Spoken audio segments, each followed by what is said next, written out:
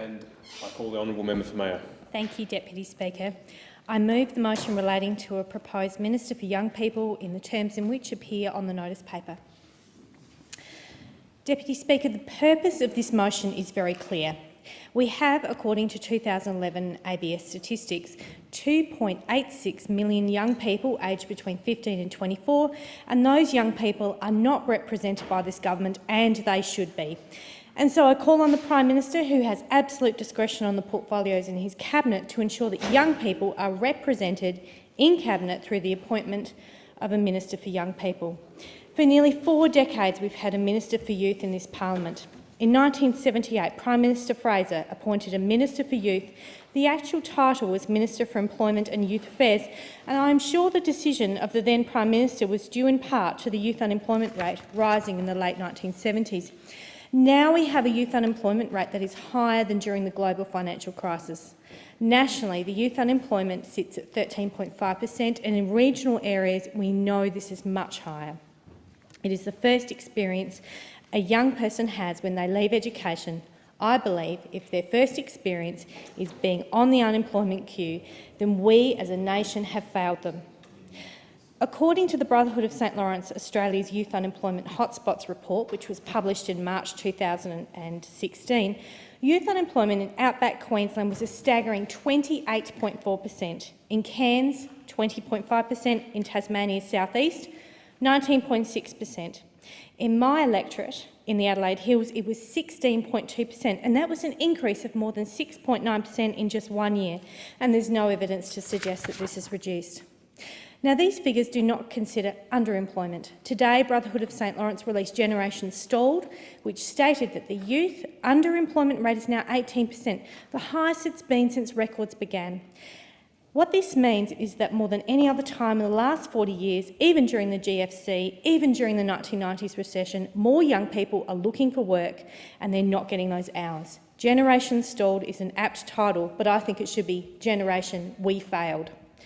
Not only are we failing them in relation to employment opportunities, we are failing them in parliamentary representation. We are failing them in housing affordability. The likelihood of a young person ever owning a home, the security of owning a home, is diminishing day by day. The Treasurer's response is, get a good job. The Prime Minister's response is to have rich parents to stump up a deposit. These comments show a government that has no idea, no connection to young people on how difficult it is to transition from stable employment to home ownership, no grasp on the reality that the group of homelessness, the biggest group is actually young people. 42% of homeless people are under 25 years of age. And the face of homelessness is actually a young woman. Young women are overrepresented at youth homeless services. In 2013, the then Abbott-led coalition abolished the youth portfolio. Since that time, we've seen attack after attack on young people. We've seen the call for university deregulation that would see university become something just for the privileged. And let's not forget, many people in this parliament actually enjoyed a free university degree. That seems to be forgotten in current policy. In 2014, budget saw a policy that would see young people seeking work to be on 6 months on, 6 months off youth allowance. What on earth were they thinking? In the same budget, National Youth Week was stripped of funding, and this Friday marks the end of funding as we know it for National Youth Week. There is nothing in the forward estimates.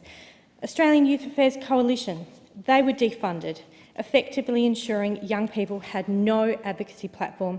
And I would urge that if they were effective Minister for Youth at the time in the 2014 budgets, we would not have had these harsh measures.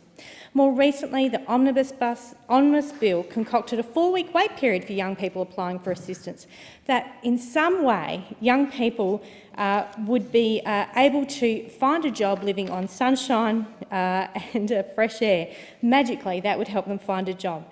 No regard for the facts, even just the basic fact that it costs money to look for work. I'm very pleased that my team refused to agree to the 4-week wait period and refused to agree to the lifting of age for youth allowance. As a nation, we are not considering the needs of young people. For the next generation to be unemployed, we need them full employment to ensure that our rapidly ageing population is managed and managed well in retirement.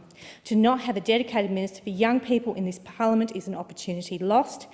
And so I implore our Prime Minister, be future thinking, be agile, be different to your predecessor and appoint a Minister for Young People.